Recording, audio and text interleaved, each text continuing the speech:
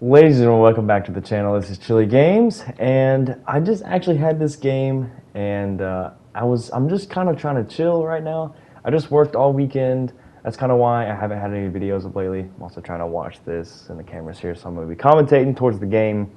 I'll also be trying to do just like a face cam. I wanted to see you guys. Anyways, this is a Suzuya game. I was trying to, it's been a long week, and I was trying to just play something that, I can just farm and kind of sit back and kind of do my thing, and just relax a little bit. First game of the Suzuya all week, and we had this game, and this happens to be like 179,000 damage in right about 4 minutes.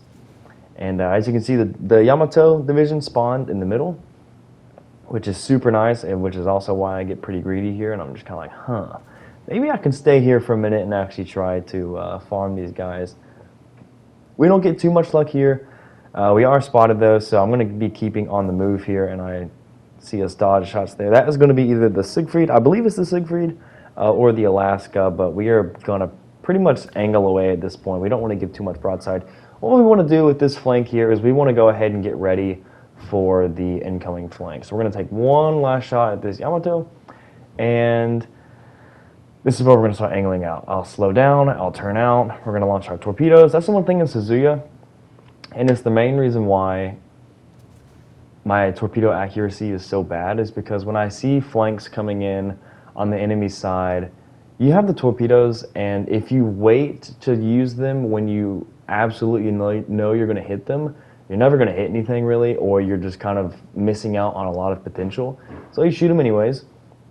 And notice how I don't shoot here. I don't think I can take too much damage here, but I want to get behind the island first just to know that I'm safe. So as soon as I get the angle that I want, I'm slowing down, and then there we go, we're undetected. We are in stealth, and then we can shoot over these islands. Thankfully, the torpedoes that were shot by the friendly DD over here are really, really clutch, because that basically means that the Vanguard is going to have to turn in. And actually, everybody in this flank turns in here, so we're going to get on the smaller side of the island, so it's easier for our shells to kind of lob over. And we're just spewing fires at this point. I mean, I feel like every salvo is a fire. And then we end up hitting 2 torpedoes on the Vanguard, which we lit a fire on, so he uses damage con. Already at the 100k damage mark. And we're in a good spot. There's no reason to leave here. What we want to do right now is try to deal as much damage to these guys as possible before they compromise our spot. So right now we're chilling. We actually torpedoed the Siegfried as well, which is hilarious because his name is I Love Campers. I don't think he loves us too much. So we're going to take this shot here.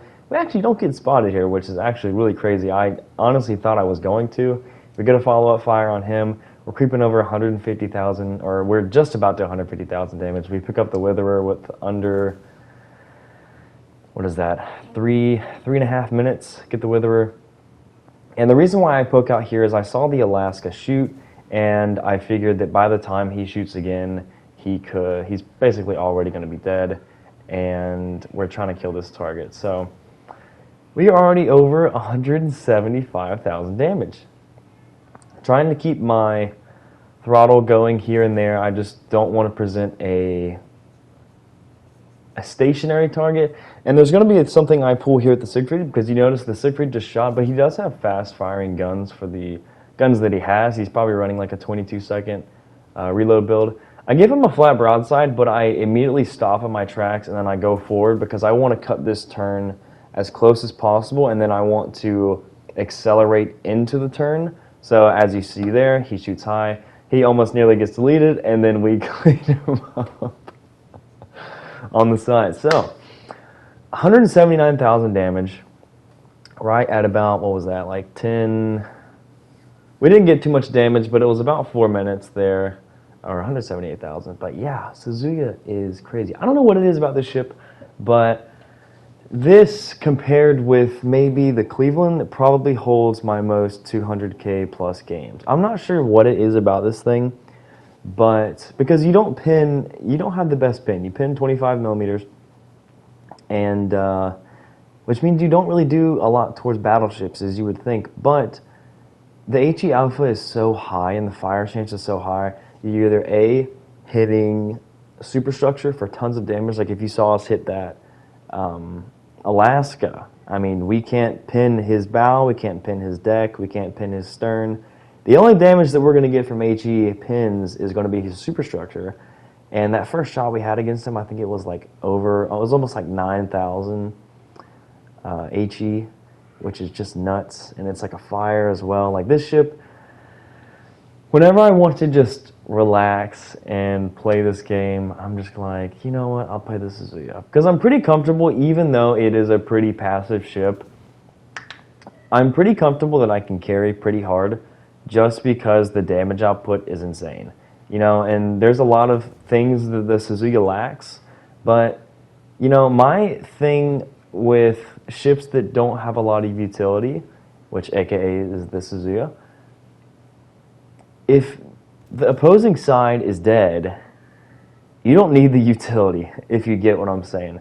So by the time that flank, the Alaska, the Vanguard, the Siegfried, by the time they were just starting to crack through and maybe get a shot at us, they were dead. You know, like they maybe would have gotten, if their guns were ready for me, they maybe would have gotten one salvo, but I could have angled and I could have mitigated damage. And as you see, the double Yamato Wildery rebuild died, and I was so upset because we actually ended up just stomping this team. And if you want to turn off of this video, there's not much. I just want to keep talking with you guys because I know I haven't been able to put out as many videos, but we made some great money this weekend.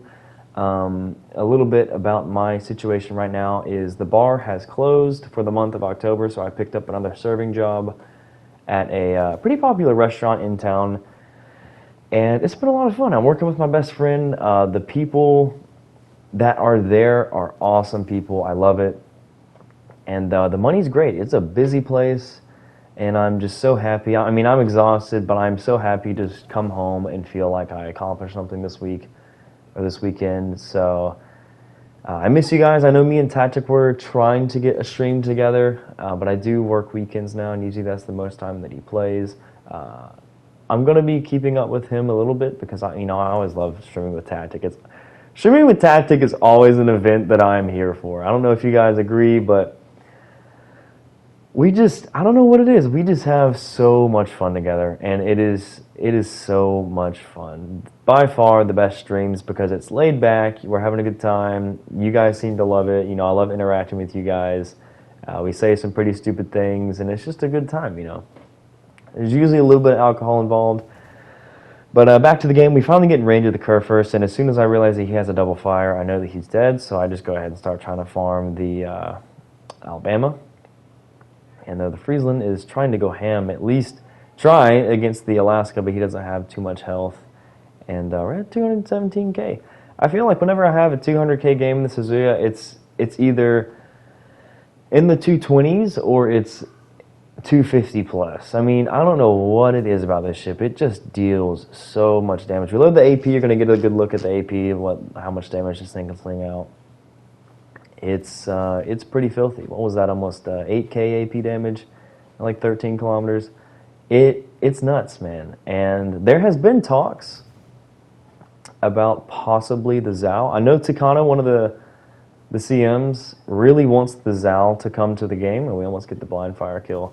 I would like the Zao. It wouldn't be my first pick for Legendary tier. I would definitely like Hindenburg and probably Des Moines and a couple other ships, a couple other cruisers, maybe Henry to come first. But I think Zao, after this year, after we get the Minotaur, before Christmas, whatever that is, I think Zao is probably going to be one of the next ones. I really do think so because it's a pretty easy ship to add into the game. So, anyways, guys, that was a crazy game, and just kind of demonstrating the power that you can have with good positioning and just how much damage some of these ships can sling out. So, anyways, hope you guys enjoyed, and it's happy talking to you guys, and I will see you on the next one. Peace.